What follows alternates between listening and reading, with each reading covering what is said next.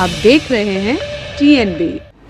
चुनाव की हार की बौखलाहट का ही ये नतीजा है कि आज आम आदमी पार्टी ने राजेंद्र नगर चुनाव में पाकिस्तान का मुद्दा ला दिया।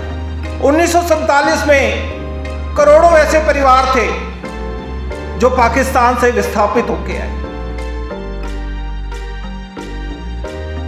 हमारे कैंडिडेट राजेश भाटिया यहीं पैदा हुए, दिल्ली में पैदा हुए, दिल्ली के नागरिक हैं। ठीक है, उनके पिताजी माताजी शायद पाकिस्तान से आए होंगे, लेकिन फिर भी केजरीवाल और उनकी पार्टी के लोगों का बिल्कुल हक नहीं बनता कि वो इस प्रकार के अनर्गल शब्दों का इस्तेमाल करें। जैसे जैसे चुनाव नजदीक आ रहे हैं, उनको समझ आ रहा है कि आम आदमी पार्टी के चुनाव बुरी तरीके से हारने वाली है, तो बौखलाहट में इस तरीके के बयान दे रहे हैं।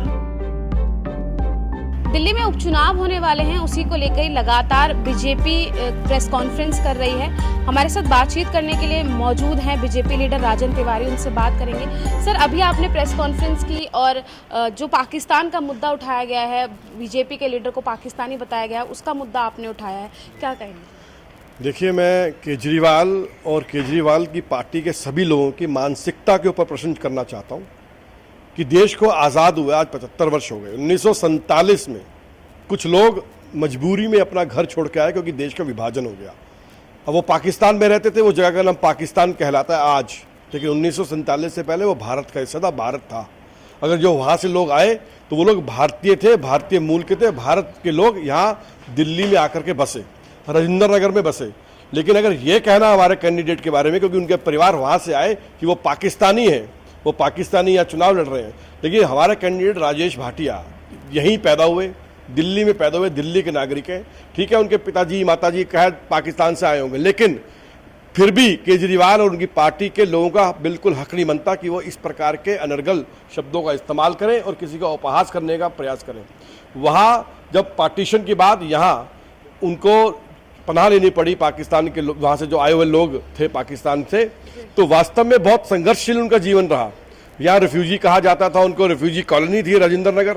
यहाँ उन्होंने एकदम ये कहा जाए स्क्रैच से अपना व्यापार प्रारंभ किया, अपने बच्चों को लालन पालन किया, अपनी चिंता की, अपना व्यापार घर सब कुछ नए सिरे से खड़ा किया। लेकिन आज उनके ऊपर 75 साल के बाद किसी ने कल्पना नहीं की थी कि दिल्ली के अंदर एक पार्टी और उनके प्रवक्ता ऐसा कहेंगे कि पाकिस्तानी आकर के यहाँ चुनाव लड़ रहे हैं। ये वास्तव में बहुत दुखद है और दुर्भाग्यपूर्ण बात है। लेकिन सर, अगर बात की जाए राजेंद्र नगर के उपचुनाव की, तो आम आदमी पार्टी और कांग्रेस के जो लीडर हैं वो अपनी जीत का दावा जो है वो ठोक रहे हैं कि अब तो पूर्ण बहुमत से हमारी ही सरकार आने वाली है। बीजेपी चाहे अपने कितने भी स्टार प्रचारक जो है वो उतार दे, वो हारने वाली है। देखिए, मैं कांग्रेस के ऊपर तो ये कहना चाहूँगा कि कांग्रेस को शायद इस दफ़ा चुनाव में अपनी जमानत बचाना भी मुश्किल हो जाएगी। और रही बात उनके कैंडिडेट की आम आदमी पार्टी के, वो करावल नगर से यहाँ आकर के लड़ रहे हैं और करावल नगर में भी करारी उनकी हार हुई थी। और मैं बताना चाहता हूँ, आज लिख लें, आज इस तारीख को और 23 तारीख को वो जो हार करावल नगर में हुई थी उससे कहीं अधिक मतों से वो यहाँ हारेंगे और उनको वापस पनाह लेनी पड़ेगी अपने करावल नगर में जाकर के। तो जिस तरीके से बयान हम लोग देख रहे हैं लगातार सामने आ रहे हैं, तो ये क्या अपनी पार्टी को हाईलाइट करने के लिए इस तरीके के बयान जो है वो दिए जा रहे हैं? देखिए, बेतुकी बात करना शायद उनके डीएनए में है। हम लोग राष्ट्रवादी पार्टी हैं, हम लोग देश की चिंता करते हैं, देश की बात करते हैं, और ये लोग स्वार्थी लोग हैं, केवल इनको अलगाववाद की बात करनी है।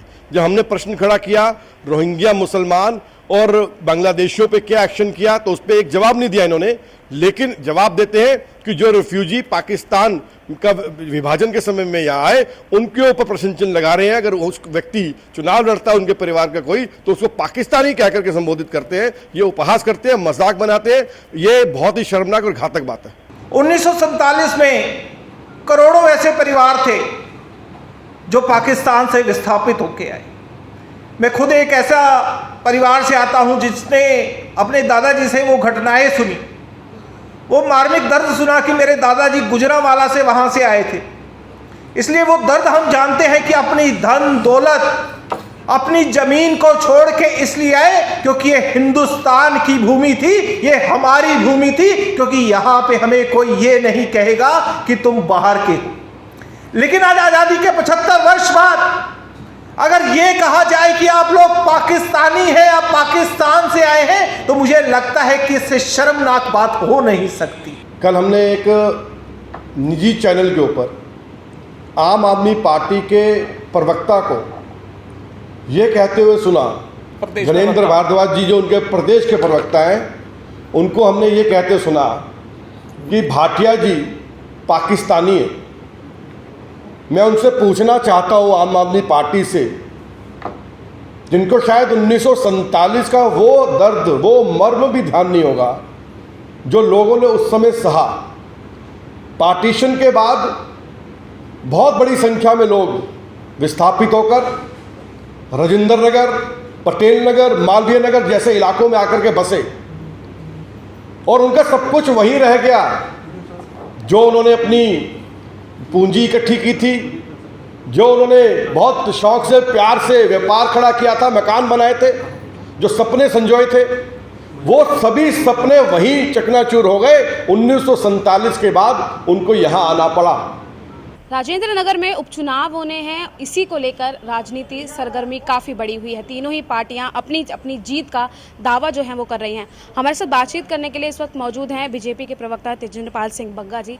सर, एक निजी चैनल पर डिबेट होती है और आम आदमी पार्टी के प्रवक्ता बीजेपी को पाकिस्तानी बता देते हैं, कैसे देखते हैं? देखिए, आम आदमी पार्टी की बौखलाहट है। जैसे जैसे चुनाव नज़दीक आ रहे हैं, उनको समझ आ रहा है कि आम आदमी पार्टी के चुनाव बुरी तरीके से हारने वाली है, तो बौखलाहट में इस तरीके के बयान दे रहे हैं। लेकिन हम ये मानते हैं कि ये सिर्फ राजेश भाटिया जी का अपमान नहीं, जिन्होंने कहा कि पाकिस्तान से आए हैं, ये उन सभी विस्थापितों का अपमान है जो समय अपना घर बार, धन दौलत, अपना रोजगार, चलते हुए बिजनेस को छोड़ के, व्यापार छोड़ के यहाँ पे आ गए सिर्फ इसलिए क्योंकि वो हिंदुस्तान की मिट्टी से प्यार करते थे। आज उनको ये कहना कि आप पाकिस्तान से आए हो, आप पाकिस्तानी हो, मुझे लगता है उन सभी विस्थापितों का अपमान है।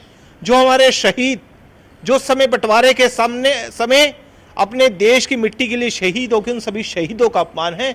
अगर अरविंद केजरीवाल अपने उस प्रवक्ता पर कार्रवाई नहीं करते हैं तो हम कल चुनाव आयोग, भारतीय जनता पार्टी के जो वरिष्ठ नेता है, चुनाव आयोग जाएंगे और उन पे कार्रवाई की मांग करेंगे। सर, अगर स्थानीय मुद्दों की बात करें तो बहुत से वहाँ पर मुद्दे हैं जो कि पूरे हो जाने चाहिए थे, हालांकि जो नहीं हुए हैं, वहाँ की जनता का भी यही कहना है। बीजेपी के लिए ये उपचुनाव कितना इंपॉर्टेंस रखता है? देखिए, भारतीय जनता पार्टी के चुनाव जीत रही है और ये उसी की बौखलाहट का नतीजा है कि जो ये आप देख रहे हैं। आज आम आदमी पार्टी के विधायक का आप पूरे राजेंद्र नगर घूम जाइए, एक भी फोटो नहीं मिलेगा वो अरविंद केजरीवाल के नाम पे चुनाव लड़ना चाहते हैं। अगर उनमें हिम्मत होती तो अपने विधायक के प्रत्याशी की चेहरा राजेश भाटिया जी के सामने लाते हैं। हमारे यहाँ अगर हर पोस्टर पे राजेश भाटिया जी का चेहरा देखेंगे, लेकिन उनके पोस्टर पे अरविंद केजरीवाल का चेहरा देखेंगे। ये उनका डर दिखा रहा है और इसी डर, इसी बौखलाहट के अंदर वो इस तरीके के बयान दे रहे हैं। सर, एक आखिरी सवाल और है। लगातार विपक्ष यही कह रहा है कि चुनाव जो है वो बीजेपी हार रही है, इसीलिए अपने 40 स्टार प्रचारकों को प्रचार करने के लिए राजेंद्र नगर में उतार दिया है। आप उन 40 में अगर देखेंगे तो सारे भारतीय जनता पार्टी के कार्यकर्ता हैं, सभी वो हैं जो दिल्ली प्रदेश के अंदर पदाधिकारी हैं। तो मुझे लगता है कि अगर हमारे 40 है तो अरविंद केजरीवाल के वो 400 देखने चाहिए जो पंजाब से लेके आए हैं। दिल्ली की राजेंद्र नगर विधानसभा सीट पर उपचुनाव होना है, उसे ही लेकर तीनों पार्टियां अपना दमखम दिखाती हुई नजर आ रही हैं। आज बीजेपी की तरफ से प्रेस कॉन्फ्रेंस की गई है और एक निजी चैनल में डिबेट चल रही थी। उस दौरान आम आदमी पार्टी के लीडर ने बीजेपी के जो उम्मीदवार हैं राजेश भाटिया, उनको पाकिस्तानी बता दिया है। इसी को लेकर लगातार आम आदमी पार्टी पर बीजेपी हमलावर है और उनसे माफ़ी मांगने की और केजरीवाल सरकार से उनको निष्कासित करने की बात लगातार कर रही है। लेकिन अगर देखा जाए तो तीनों ही पार्टियां अपनी जीत का दावा कर रही हैं। लेकिन जब हमने बीजेपी लीडर से बात करी तो उन्होंने कांग्रेस के लिए तो साफ यही कह दिया है कि इस बार कांग्रेस की जमानत जो है वो जब्त होने वाली है। वहीं अगर आम आदमी पार्टी की बात की जाए तो जिस तरीके से वो बयानबाजी कर रही है वो काफ़ी गलत है और इस बार भी जो है आम आदमी पार्टी को राजेंद्र नगर उपचुनाव में मुंह की खानी पड़ेगी और बीजेपी के सभी लीडर और बीजेपी खुद अपनी जीत का दावा राजेंद्र नगर सीट पर कर रही है। लेकिन अब ये तो देखना रहेगा कि जब चुनाव के नतीजे सामने आएंगे उसी से ही ये साबित होगा कि कौन सी पार्टी जो है राजेंद्र नगर का उपचुनाव जीत कर सामने आती है। कैमरा पर्सन शुभम सिन्हा के साथ मनीषा लकवाल, TNB न्यूज़, दिल्ली। हमारे ताज़ा अपडेट्स पाने के लिए चैनल को सब्सक्राइब करें, बेल आइकन प्रेस करें, वीडियो को लाइक और शेयर करना ना भूलें।